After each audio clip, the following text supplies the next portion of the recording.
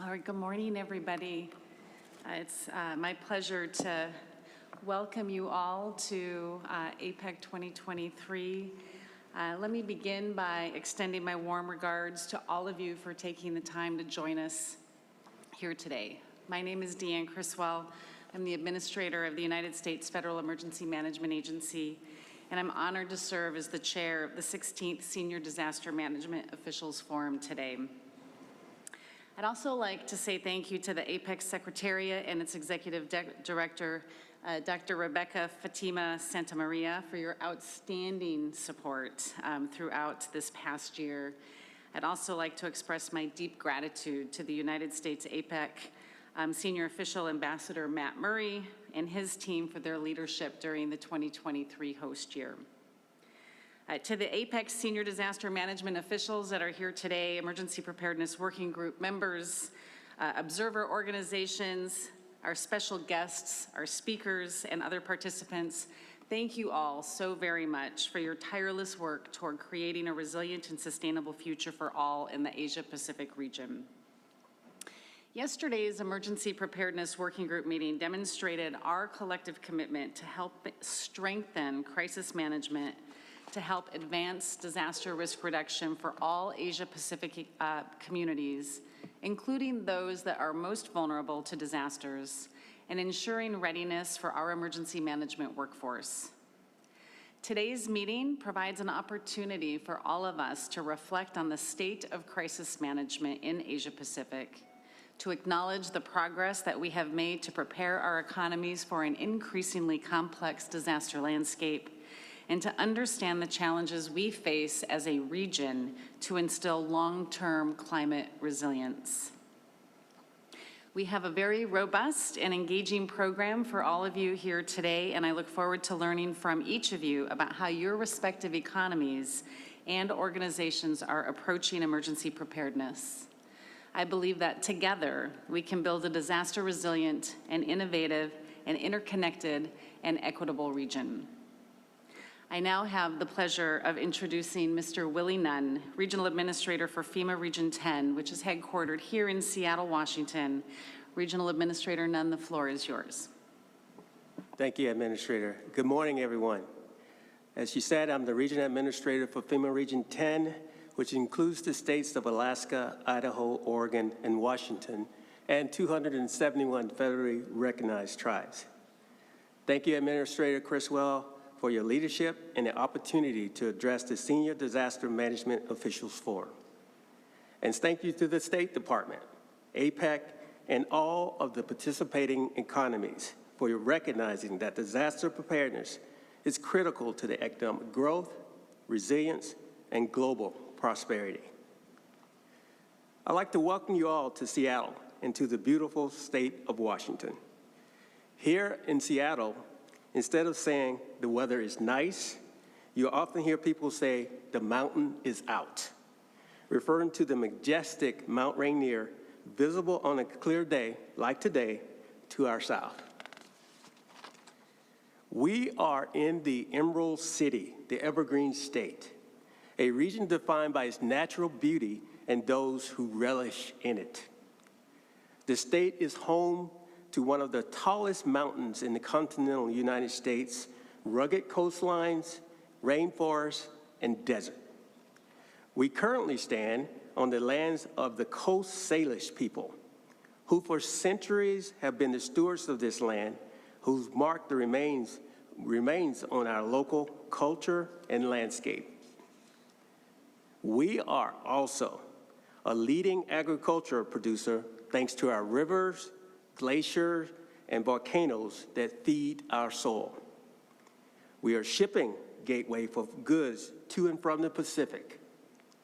We are a critical lifeline to the import-dependent state of Alaska, as well as a hub of technology and innovation that is home to internationally recognized corporations such as Boeing, Microsoft, Amazon, and Starbucks, which we will visit later tomorrow. For much of my 16 years in FEMA, this region rarely experienced disasters of the same magnitude as other parts of the United States. but that has changed in the recent years. Floods, wildfires, extreme heat are now common. Entire villages, tribal villages in Alaska, have had to move as their rising sea levels have engulfed their ancestral lands. And we cannot forget here in Region 10 that every day is earthquake season. We are statistically due for another big one, a massive earthquake and tsunami that will inevitably be the largest natural disaster in our history. No city, region, or corner of the world is immune to disasters and to the impacts of climate change. We must work together from the smallest neighborhoods up through the highest authorities and alongside our private sector and international partners to adapt, prepare, and invest in resilience. Tomorrow, many of you will join me and my team on a visit to Mount Vernon, Washington. This small city leveraged local, state, and federal investment to build a flood wall that not only put an end to persistent flooding of the city's downtown, but also formed a part of a comprehensive plan to increase long-term safety and revitalize the local economy. We will also pay a visit to Starbucks headquarters to learn how they are preparing their global operations, their supply chain for possible disasters, and partner with the public sector to advance climate resilience. And finally, we'll end at the Seattle Emergency Operations Center, where we'll see firsthand how local emergency management personnel are constantly adapting to prepare this culturally and geographically diverse city for a changing disaster landscape. Investing in climate resilience and disaster preparedness is an investment in our future. As leaders in this field, it is our responsibility to spread that message to each and every one that we serve. I'm thrilled to welcome you all to this beautiful region, and I look forward to engaging in meaningful conversations, learning from each other, leaving this gathering with new ideas and concrete steps that we can all take back to better prepare our prospective economies for the changing risks that we all face. Thank you, and I return it back to the chair. Thank you so much, Regional Administrator Nunn. I certainly appreciate your hospitality and helping to host us here today, as well as Region 10's truly exceptional efforts to continue to support the communities across the Pacific Northwest and helping them before, during, and after disasters. All right, I'd now like to turn it over to Dr. Rebecca to provide a few remarks. Thank you very much, Deanne Criswell, Mr. Willie Nunn, Ambassador Matt Murray, senior officials, distinguished guests, ladies and gentlemen, good morning. On behalf of the APEC Secretariat, I'd like to thank you for this kind invitation to be here this morning. Thank you also to the FEMA team for the excellent work that has gone into the preparation for this meeting, and to the Bill and Melinda Gates Foundation for hosting a delightful welcome reception last night. The US 2023 theme is creating a resilient and sustainable future for all. This phrase is not just aspirational. It highlights the tasks before us as we strive to shape an APEC region that works for all of us. This also highlights the increased relevance of the Emergency Preparedness Working Group and the Senior Disaster Management Officials Forum. It bears repeating that most APEC economies are geographically located along the Pacific Ring of Fire and are therefore susceptible to constant threats of strong earthquakes, tsunamis, and volcanic eruptions. I am from Malaysia, and Malaysia is not along the Pacific Ring of Fire, but it is nonetheless not spared the effects of extreme weather, leading to devastating floods and disruptions to lives and livelihoods. Admittedly, such events and disasters are beyond our control. However, we must recognize that over the past 2 decades, the EPWG and this forum have significantly bolstered the capacity of our member economies to better mitigate, prepare for, and respond to, and recover from emergencies and natural disasters. Of significance is the efforts to advance research and collaboration, foster public-private partnership, and share invaluable knowledge and lessons in emergency management. All these with the aim of enhancing human security and minimizing disruptions to business and trade. Last year, our APEC economic leaders agreed to the Bangkok goals on biocircular green economy. This encapsulates all the work that APEC has been doing since our leaders first met in a venue not far from here, Blake Island, in 1993, when they stated that, and I quote, "Our environment is improved as we protect the quality of our air, water, and green spaces and manage our energy resources and renewable resources to ensure sustainable growth and provide a secure future for our people," unquote. We must continue to proactively address the heightened economic and environmental challenges and disruptions facing our region. Here, I must acknowledge the thought that went into designing the roundtable and panel discussions for the meeting today. The topics are well aligned with the Bangkok goals and will value add to the various initiatives being undertaken in APEC to create a resilient and sustainable future for all of us. I am particularly pleased that there is a panel in the afternoon session on women's leadership in crisis management, achieving an equitable future for the APEC region. This session holds particular interest for me, and I am aware that Ms. Deanne Criswell, the FEMA administrator, holds the distinction of being the first woman confirmed by the US Senate to serve in this role. When we talk about women leaders, I think of the late Ruth Bader Ginsburg, the second woman Associate Justice of the US Supreme Court, and one of only 4 in the court's 232-year history. Women, she once said, belong in all places where decisions are being made. To which she also added, it shouldn't be that women are the exception. Like Ms. Ginsburg, I strongly feel that women in such positions should not be regarded as an exception, but the norm. However, we are not there yet. So congratulations, Deanne. I applaud the US for recognizing and advocating for women's leadership in such an important position.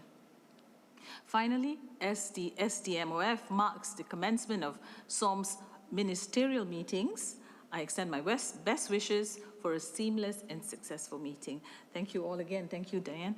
And I look forward to fruitful discussions and meaningful outcomes during our time together. Thank you, everybody.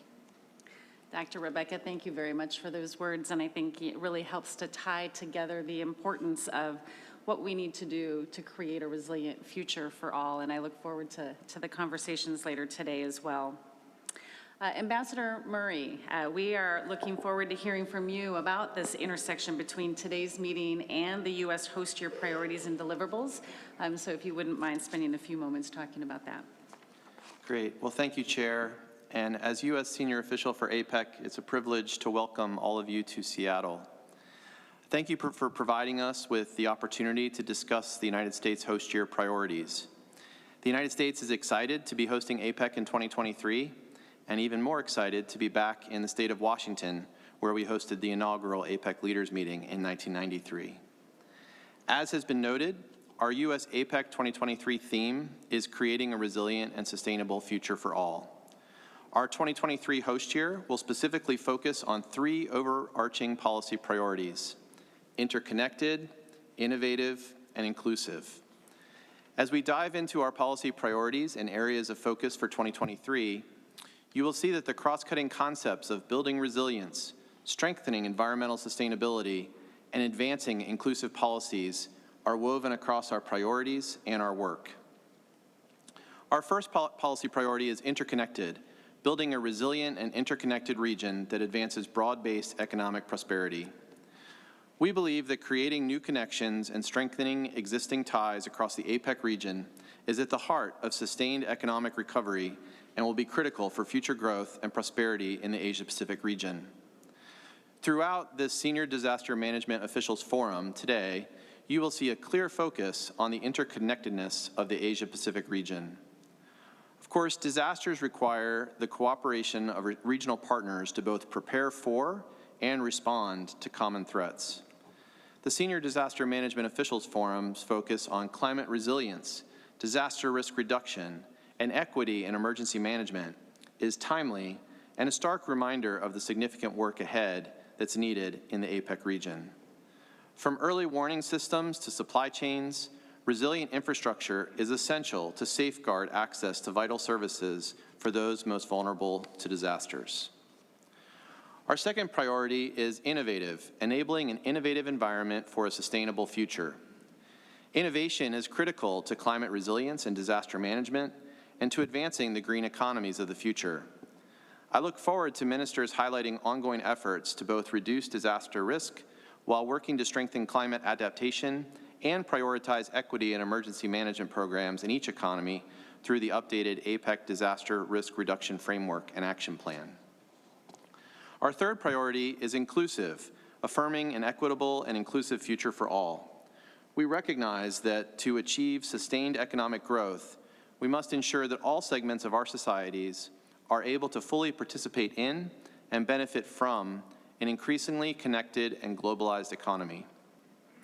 I am pleased that you will have the opportunity here to hear from regional, local, and tribal and indigenous communities, as well as women and others most vulnerable to the impacts of disasters, who will play an important role in strategies to reduce the unequal effects of natural disasters.